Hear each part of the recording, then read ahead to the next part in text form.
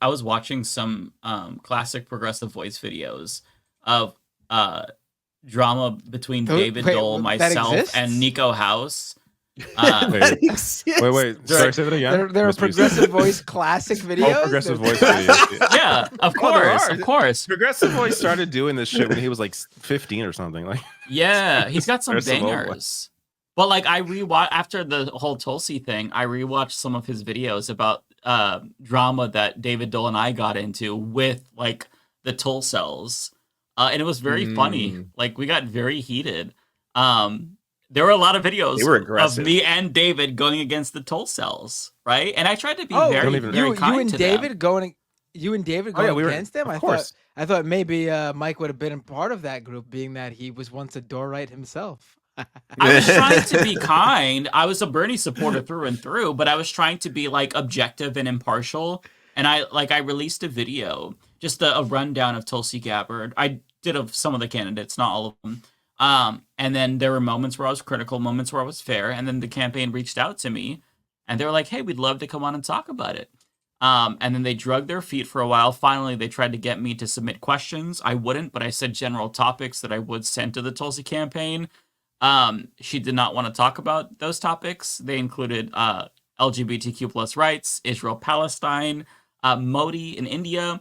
So they just kind of ghosted me. And, I told people about that. And then they claimed that I was biased and I was jealous because Tulsi wouldn't give me an interview. So it was like a lot. There was a lot of beef. And whenever somebody would mention Tulsi, there'd be Nico House right there in their mentions, correcting the record about why she's the leftiest. And now they're both supporting Trump. So it's so funny.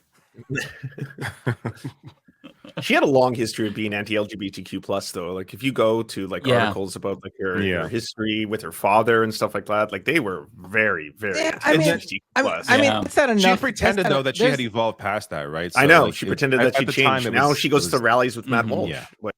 Yeah. There's anti-LGBTQ, or there were there still are anti-LGBTQ Democrats. There are, like I said before, there are some weird political ideologies out there. But yeah, I mean, whenever I see a Ukraine flag and an Israeli flag in someone's like name, I'm like, oh, this is probably going to be a rough. When I see that, I'm like, oh, this person's a moron. Yeah. Actually, who's it? Andrew Coyne, the Canadian writer, I think, journalist. He still has that in his Twitter bio. It's just like for the worst take imaginable incoming. As soon as I see it, I'm like, oh, this is gonna be a terrible take. Here we go. Empire, baby. I haven't watched any of these, but I guess they're appearing together in some whatever the hell this is. He's live right now, or he was when I started streaming with Tulsi. Okay. Oh. Minnesota, I mean, they picked this guy. It's about Tim Walz.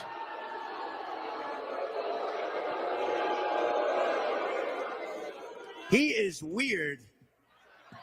What? He's weird. I'm not weird. He's weird. Look how much that comment has bothered him. He's weird, right? Not me. Yeah, he's the weird guy. Tim Walz, the guy that gave kids food. He's that guy's weird. Very bizarre.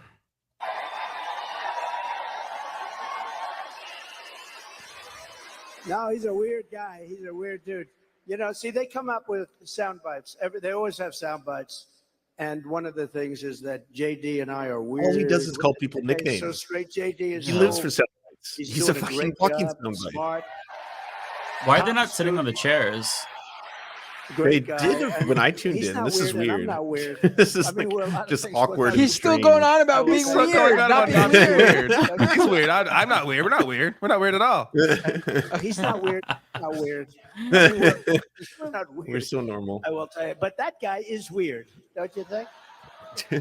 He doesn't even have a reason as to why. I gotta say, out of all the people in this race, I look at Tim Walz and I'm like, that's just your average, normal Midwestern-looking man. Like he just looks like he doesn't have to try either. Like when you see him, anybody could dislike, even if you don't like or agree with his politics, which I'm not sure why you wouldn't, since he just helps people, but at least recently. Even if you don't care for his politics, he's the most normal person in the race. Like that's clear based on everything. Oh yeah, and it's not an act because the guy's he's not wealthy. He has no stocks, which is super rare. Yeah, for anybody. Rare as fuck. Yeah. They tried to attack him for that too. Like, I don't trust someone who doesn't have investments or a house, you know, in the Hamptons and stuff like that. They try to have it both ways. Oh, Bernie, he's a millionaire. He's just full of shit. Oh, Tim Walz, he's sure he has no money, but he's actually just really bad with money. That's why he has no money. You can't have both ways.